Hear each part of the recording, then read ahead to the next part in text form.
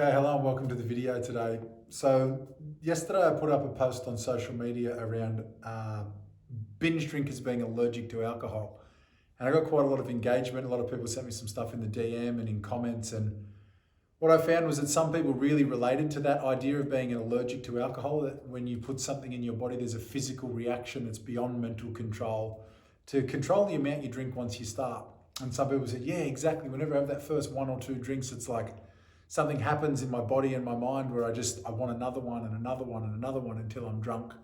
Other people said, yeah, I think I used to be like that, but I did a lot of personal growth work and worked on my physical health, and now I've got my drinking back under control. So I think I used to be a binge drinker and now I'm able to moderate and manage my drinking. And then other people said, oh, I don't understand that at all. That doesn't really make sense to me. It sounds like you're just making up excuses for wanting to not control your drinking. And fair enough. And so I created this workshop to try and explain a little bit of how I built my opinion around what allergic drinking is and where people can sort of find themselves on this scale called the Continuum of Addiction to understand what treatment options would be best for them. So with that said, I'll jump straight into it. So the susceptibility scale is a scale that goes from 1 to 10, and it is essentially a scale that illustrates a person's vulnerability to developing an addiction. And so if you're a 1 on the scale, you're incredibly low chance of developing an addiction. If you're a 10, you're an incredibly high chance of developing an addiction. And if you're a 5, you're at what I call the crossover point, which means that it can go either way. So if you recognize the pattern of binge drinking and you see that you need to make changes and you make them well enough, you can go backwards down to this moderate drinking, and maybe after a couple of months off the beers or a couple of months of really good health practices and yoga, you could reintroduce alcohol moderately and get it back under control. Or if you're at a similar stage but you go under stress, or you try to control and manage your drinking without any sort of positive health program, you might put yourself further along this scale. And once you get past this crossover point, moderation virtually becomes impossible because of brain change. And so I'll explain all that a little bit more in a moment. And so 1 to 4 are people that don't have the biochemical conditions that create addiction. And so the biochemical conditions that create addiction are underdeveloped and underperforming brain chemistry systems. So the brain chemistry systems of dopamine, the endorphins, serotonin, and the stress response system. These in certain people are really well developed, well balanced, and don't really need any outside chemical to get them to feel good and stay feeling good for most of the time. These people would be people that have reasonably good genetics, reasonably balanced childhoods, well nurtured, no significant trauma, no sustained bullying, things like that, where essentially they haven't necessarily had an easy life, but they haven't had that kind of trauma or that genetic combination of trauma and sort of the genetic code to develop the addiction. And so these people will never have an issue around addiction. Either they don't like drinking because they feel good enough without it and alcohol just makes them feel out of control and they're like, why would I do that? Or when they do drink, they never really get the euphoria that someone that is high on the susceptibility scale would get. So these people would look at an alcoholic or a binge drinker and say, I don't know what the hell's wrong with those people. I don't know why they just don't pull their heads in and stop drinking. No, I don't need it. I don't know why they do. And so fair play to them because they're running through their experience. Of course, that would make sense if that's how your body was built. The moderately susceptible person is on the 4, 5, 6, 7 scale. This person is someone that has moderately underdeveloped brain chemistry systems or underperforming brain chemistry systems. So this would be people that have the genetic potential for the binge drinking the brain chemistry system issue to happen, and they've been through some type of stress or trauma. And so the combination of stress and trauma and the potential for this brain chemistry system to fall apart is what creates a moderate susceptibility. These are the people that you see that sometimes drink like an alcoholic, sometimes don't. They have periods where they're controlling and manage their drinking, but if they get strung out or stressed or too excited, for example, they end up going on these massive benders and then they rein it in and they can't rein it in and they're sort of tiptoeing between like, I need to figure this out and get my health together and go backwards, or I need to not figure this out and continue going under stress and drinking and drugging until I'm out here totally fucked. So these are the people that would sit on the fence with addiction. The high susceptibility people are the people that have had like traumatic early childhood experiences, things like intense births, family member passing away when they were a child, poverty, some type of other illness or disease, being allergic to certain foods when you're a child and not knowing about it, neglect or parental abuse, which does happen, unfortunately, to some people. That environmental stress, whether it's from food or trauma or abuse or neglect or however it comes about, affects the development of the brain. And so the human brain's developing from 0 to 30 months. That first 3 years of brain development is critical to like all of the sort of conditions of the human experience afterwards. And so Dr. Gabor Mate, who I learned a lot of this stuff from in his research paper, Stress and the Biology of Addiction, he states that if a human baby is put in a dark room for the first 2 years of its life, it will be blind for the rest of its life. It never develops the connections, the neural connections for eyesight. It doesn't signal those genes, so therefore it doesn't develop them. And so in a less extreme but similar way, people that don't develop the brain chemistry systems properly have these underperforming chemistry issues for most of their life. And so those underperforming chemistry issues mean they have things like too much motivation or not enough motivation. High pain tolerance, low pain tolerance, mood disorders, ADD, hyperactivity, really lethargic, bored kids, kids that can't concentrate, kids that have behavioural issues. What's going on for a lot of these kids is their brain chemistry systems are out of balance, and no one really knows it because it's not significant enough to be like a schizophrenia or a bipolar or some other diagnosis later in life. We don't get these diagnoses until we're like 20, 30, very often for most people. That we don't realize that they're not just moody and they don't have just behavioral issues, they have biochemical issues that are contributing to their behavioral issues. And of course, it's sort of all interrelated. Behavioral issues affect chemistry, chemistry affects behavior. So it's a bit more than just plain chemistry. But the biggest piece I see overlooked, and what I overlooked personally for years, even in recovery for 7 or 8 years, was this biochemical element that made me highly susceptible. When I was a kid, I got told I had ADD. I was hyperactive, I couldn't concentrate, I had incredible amounts of energy, I had incredible amounts of like impulses and poor impulse control. I'd spend all my money at the Easter show, gambling on those stupid toys to try and win the big bear or whatever. I would just I remember I went on a holiday trip with my mum and I climbed over the edge of this fence over the top of a gorge and was hanging sort of onto the fence, and if I fell, I was basically going to fall to my death. And my mum was like, "What the hell are you doing? Get back over the fence." And I'm like, I don't know.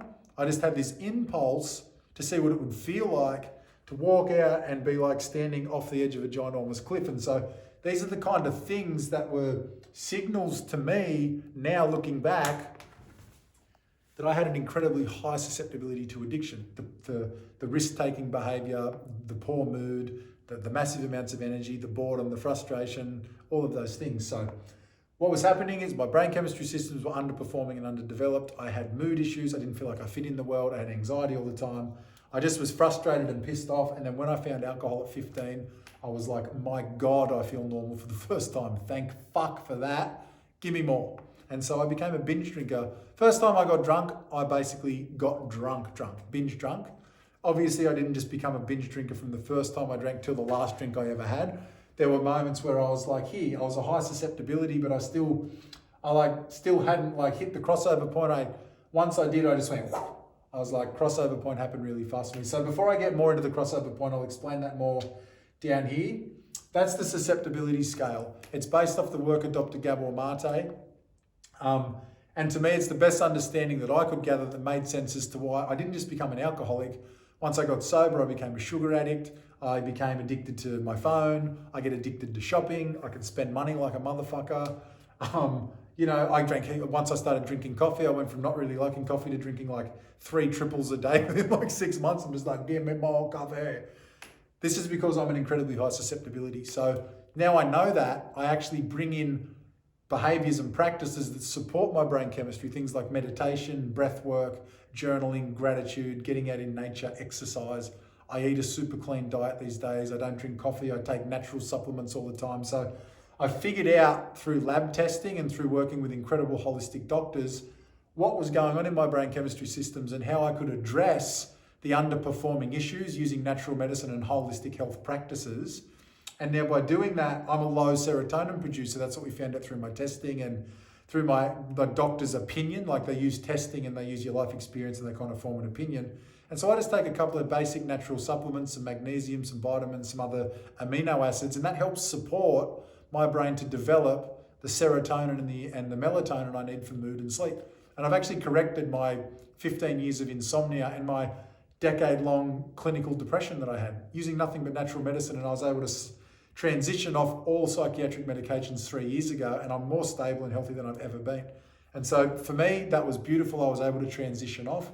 Some people with other mental health conditions like bipolar or schizophrenia that require lifetime medications, they may have to stay on their medications for life, but using a holistic approach and a holistic doctor, they could find ways to support their brain using certain natural supplements that can reduce the risk of side effects of those drugs, increase quality of life, increase quality of sleep, and sort of strengthen their sobriety so they can manage both their mental health condition and their addiction in the most holistic and sort of sustainable way. So that's how the susceptibility scale became of interest to me, because I was so unwell in sobriety for so long and the medication started really ruining my life. I had to find an alternative. So with that said, let's look at the continuum of addiction. So the continuum of an addiction is just another scale I created to try and help people locate themselves with a little bit more sophistication. So here in the middle, we have no use. So this is before we've used any drug in our life. We therefore don't have any addiction or binge drinking or binge using problem. We may have the susceptibility, but without use, we'll never engage or activate that pattern in our body. So if we're over here on the high susceptibility scale, we've got a +1, a +2, a +3, a +4, and a +5. So the crossover point for someone on the high susceptibility is at like a 3. And so what that means is me, for example, let's say the first time I ever drank, I was here. No use, I got drunk, got the +1, I went, I binged, I bloody loved it, and I binged a few more times. So let's say every second weekend I went to a party when I was like 16, 17, 18 or whatever, and I was binging, but through the week I was going to school or I was working my job or whatever. I still hadn't developed full-blown binge drinking disorder. Then you fast forward till I'm in my early 20s, I got hit by a car when I was 18. So a big significant trauma happened, which puts a bigger burden on my brain chemistry, means that I now have more susceptibility. I'm instantly up the scale. Now I'm drinking more to deal with my stress. I'm binging. I'm in a wheelchair, so I don't have anything to do. So I've got all this time on my hands. I very quickly got myself up over to the crossover point 2 or 3. So by the time I was in my early 20s, I was essentially binging 3, 4, 5 nights a week. And I was addicted to Valium because I couldn't deal with my anxiety or my insomnia. And so fast forward another couple of years later, I'm up here now, where I'm in therapy. I know that I've got a problem. I still think I've got a coping mechanism because no one explained to me the susceptibility scale. No one told me it was biochemical. The information I was getting was that it was a coping mechanism to deal with my PTSD and my depression. And if I resolved my trauma and I resolved my issues, I would be able to moderate my drinking again. Unfortunately, that is a load of shit. It's not anyone's fault, but the science clearly proves today, the latest neuroscience is that that isn't true for someone like me. I started here as a +1 and I went quickly to a +4. I managed to get sober at 25. I have no doubt in my mind that if I continued to keep drinking, Valium use would have got worse.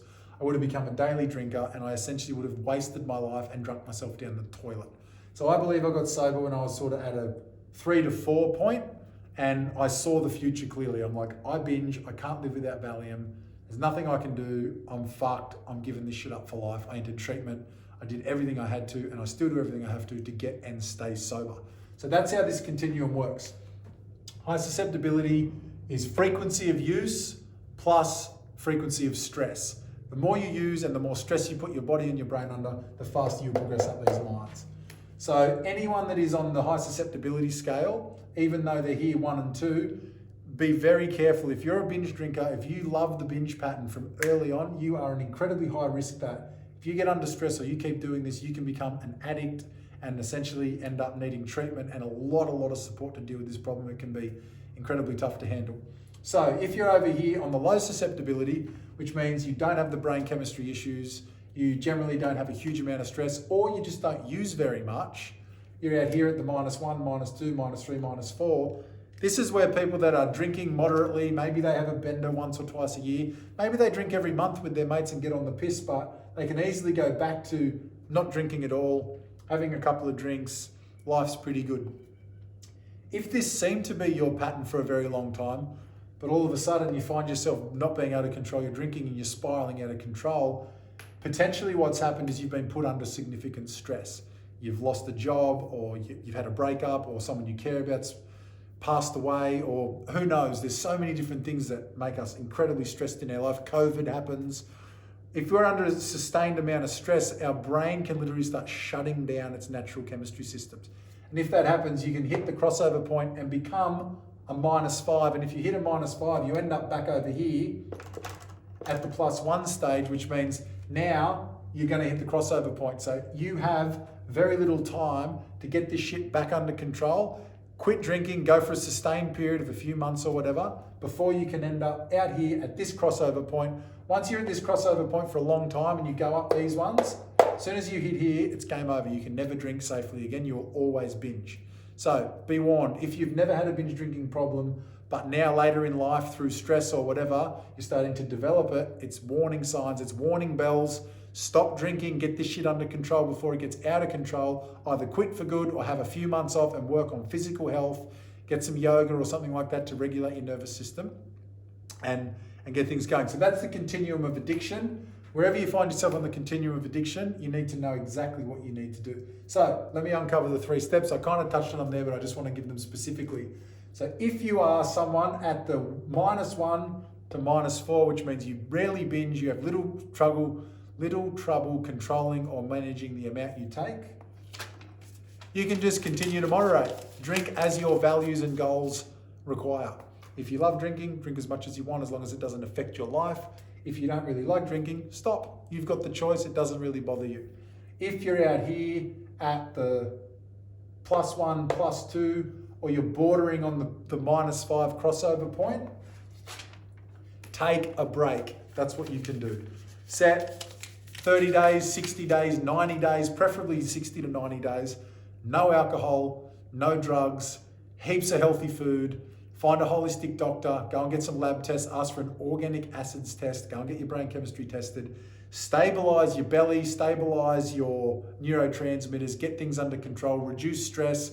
Then if you want to, consider introducing alcohol again and seeing if you can moderate. If you can, you're back down here. No worries, Max Murray's, you're back to moderation, all well and good. If you are at the crossover point, you realize you've been here at the stress, you never used to have a problem, but you've just been banging this thing, dealing with your stress for a long time, and you know that basically you're fucked, you've got to give it away. Or you're here and you're just binging, you have high susceptibility, you love the binge, and you just like see this pattern playing out. You're like, oh my God, I'm only going to ever end up being a hopeless alcoholic in the next 2, 3, 4, 5 years. If that's you, quit for good. That's all there is to it. If your brain chemistry systems have changed, if you've created significant brain change through repetitive use and stress, unfortunately for 99.9%, there might be the miraculous 0.1% out there that's like figured out how to do it. But for the most part, quitting for good is the only answer. So people in Alcoholics Anonymous and other 12-step fellowships, they say the first drink does the damage. One's too many, but 1,000's never enough. Stay away from the first drink. These are the mottos in those 12-step communities because they realize without a shadow of a doubt that no matter how long they stay away from the booze, they're instantly, like I'm talking within days, if weeks, if not days, they're back to the crossover point like this. And I've seen this myself, people that have been 2 years, 5 years, 10 years, 20 years sober in the 12-step community, pillars of the communities that have just done all of this fantastic work. They forgot the physical component and they moved away from this continuum. They moved away from believing they had susceptibility and they went back to, I'm just going to test out and moderate a couple of drinks. And within like a month, they are full-blown drunks. They're back in treatment. They come back into AA with their tail between their legs and they look really beaten up. So please don't delude yourself. If you're past the crossover point, you have to quit for good. If you need support to do that, if you're a daily drinker, like I said, reach out and seek a medical assistance with a doctor, a treatment center, hospital. If you want some support from a friend, reach out, hit me up in the DM or the inbox. You can look up things like Alcoholics Anonymous, or you can bring up AOD helplines, things like that. There are so many different ways for you to address substance use disorder, binge drinking disorder, alcoholism, whatever you want to call it. Please take heed to this advice. If it resonates with you, please do something about it. figure out where you're at. If you want any support or any tips from me, leave a comment below. Hit me up in the DM if you want to be private. I'll do whatever I can to support you. Let's get as many people off the fucking piss and back into living so we can start dealing with this like global fucking issue. We're talking about a pandemic with COVID. Well, hundreds of thousands of people a year are dying from alcoholism. Do you know alcohol kills more people than any other drug? Heroin, opioids, the whole lot. The opioid crisis in America, alcohol kills 5 times more people than that every single year. It costs the global economy billions and billions of dollars. People that are heavy drinkers are 10 times more likely to commit suicide than non-heavy drinkers. And people that quit end up having, lower quality of life. I can't remember the actual term I was reading the study today. Basically, what they have is shit outcomes. So if you've been binging for ages and you don't actually address this shit properly, you're more likely to commit suicide, you're more likely to develop secondary chronic diseases, you're more likely to have depression, you're more likely to have a shit run. So if you want some support, hit me up, guys. Peace and love. Thank you for tuning in. And if you want to know more, let me know. I'll do as many videos as I can. I want to get this information out there. Till next time, good luck and God bless.